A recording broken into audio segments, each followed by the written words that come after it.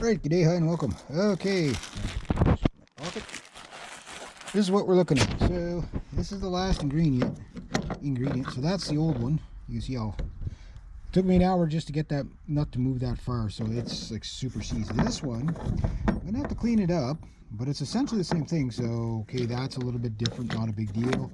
This is just as good as that. I've got to take this out, basically squish these two, and it pretty much backs out. That's the rainy cable, so I cut it. These things saved a lot of time today. Yeah, hero of the day right there. Trying to take all this apart and leave the cables for everybody else. I mean, the odds of somebody else getting those cables, screw it, I cut it. And yeah, so I cut the cable that this goes into. And then this one goes into. So in the truck, it's basically, this is forward, because this is actually the long cable that comes around, goes around here, and comes onto this wheel. That's this cable here. That's this cable here. This is the cable for this side. So once I get these hooked in, then it's just a matter of basically adjusting everything, and then I can go for a test ride, which I don't think will happen today because it's 2 o'clock now and the sun's almost on the, you know, by the time I get this cleaned up, it'll be, you know, quite a bit there. So I think the whole cables, believe it or not, there's the old cables. Here, let me show you the old cables a bit. I didn't film a lot of it just because I got to get it done and whatever, but I'm getting down to where you can see where it's frayed there, and that don't look so healthy, and that don't look so healthy. So scrap metal for you. I'm going to cannibalize my own truck parts. Scrap metal for you. You are a bastard. You and your friends are bastards. So rather trying to refurbish this, I just but what I'm gonna do is I'm gonna get this really cleaned up. You know, I got it apart now. What I would do with something like this is clean it up. Obviously I'm gonna get the wire brush on it, just clean it up, lube it up, get everything taken apart, and before I put it back together, what I'm going to do is you could paint it if you wanted. I'm just going to coat it all in anti-seize. Yeah, I'm going to do that, especially like this critical part here and the nut and the threads here. This, you know, the same thing like this plate here doesn't really matter if it's like this as much, because, you know, it's still strong and whatever, but if you can cover it so that keep the rust off of it, save yourself a lot of headaches if you have to deal with it again. Hopefully not. So yeah, because you even see, like, when the truck was new, this was already on when they painted the truck. You can see the blue paint. Yeah, so yeah, pretty interesting.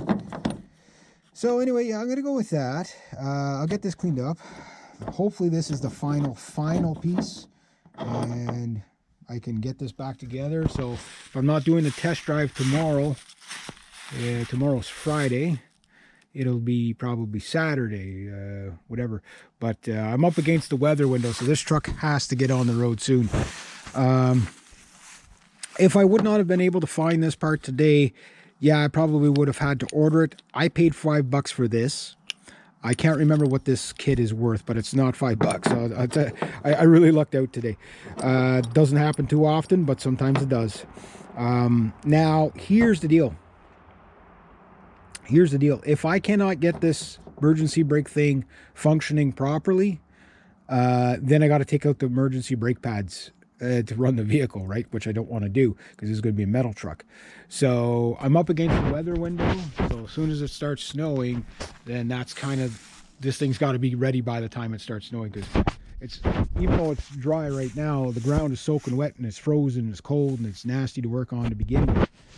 Yes, I'm griping and whining. I'm very justified in my griping and whining. So I've got all in maybe about 20 hours, give or take, of work into the truck so far.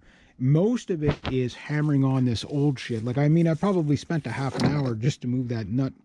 As you can see, like, not even the nut's width. So that's what, not even a ½ inch I moved it. Right? So, you know, like, it's stuff like that that takes up the time. The cable, we'll say, yesterday I put 2.5 hours into getting the cables in there. Now, mind you, I didn't do there's 2 cables I didn't put in. Like, the one that goes into the actual brake pedal, it's still good, ain't broke, don't fix it, and it's it's a real pain in the ass to get that one out. So you got, it's just getting it through the floor, and just getting the cable out is a pain in the ass, let alone getting it back in. So ain't broke, don't fix it. So that's one new cable that I'm going to have kicking around. Maybe next year I'll deal with it in the spring when I have all summer to work on it, kind of thing, and I don't care. But when you're up against the snow, you don't know when it's going to snow. It could snow any day. Like, I mean, the frost was really thick this morning. Like, I mean, there was ice everywhere this morning, so it was like -6. Yeah, so I'm up against that weather window, but I'm getting there. So as long as nothing else goes wrong with the truck, knock wood, I got a truck for the winter. If not, then my crapshoot, I lose, and I'm vehicleless and jobless till next spring. Yeah, that's just kind of how life goes. No use taking it personal, right? So anyway, I'm going to get to that. So yeah, about 2.5 hours on the emergency brake cable thing so far. Once this goes in and is adjusted and I've probably got about another 2 hours to 3 hours of work, because I got to tie things up and, make sure everything works smoothly. So there's still some work there. You wouldn't think, again, it's different when you can put this thing up on a hoist and you're in a garage and you got all the tools. But when you're working with what I got to work with, it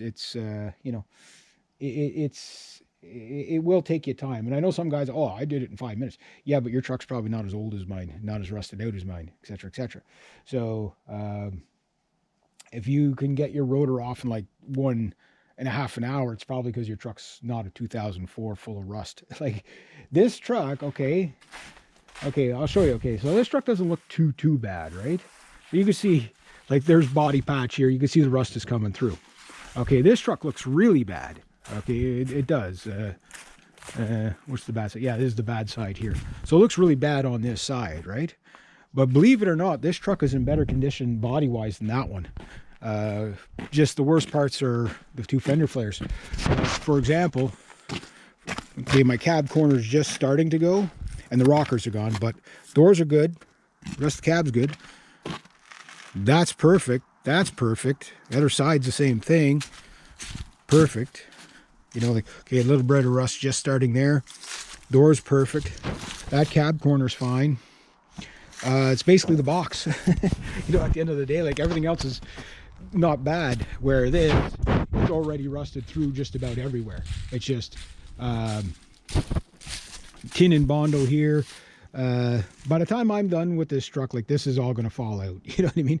Like, you could see, like the rust is coming through here. So like the truck is, that's what you do, is you just go around it with like in the spring, I'm going to go around it with the touch-up paint. Like, you see all, like, here is all rusted out. On that truck, it's fine. You know what I mean? But again, this is basically the winter beater. So if I get 1 season out of it, I'm laughing. If I get 2 seasons out of it, I'm really laughing. Now that truck will go back on. Well, I don't know what's going to happen to that truck. That truck might become a drag truck. Yeah, I was going to save it for a surprise, but I'm like, if I don't put it back on the road and I end up with something else, because who knows with me, like, opportunity knocks, I take it, right? But that would make a really fun drag truck. I mean, I'm never going to be a rich man, I pretty much, but it doesn't mean you can't have fun. So use this truck to drag that truck to the drag strip. And then when I get a better truck, then I'll take turn both of these trucks. Well, this one I could turn into a mud runner because it's a 4x4. Just lighten it up like 1,000 pounds. It should be pretty fun. Who knows what the fate of these trucks are. I'm gonna have fun with them either way. So, all right, I'll leave it at about that. I got to get to it. So this is the last remaining part of the tensioner, and hopefully the last remaining part to put on this vehicle to get it back. And then once it's back and everything is functioning, technically everything on this vehicle is pretty much done, except for maybe 3 or 4 more things. Hook up the door latch on the outside, because I forgot to do that when I put it back together. Deal with the power steering hose return hose leak, and then it's the exhaust manifold leak.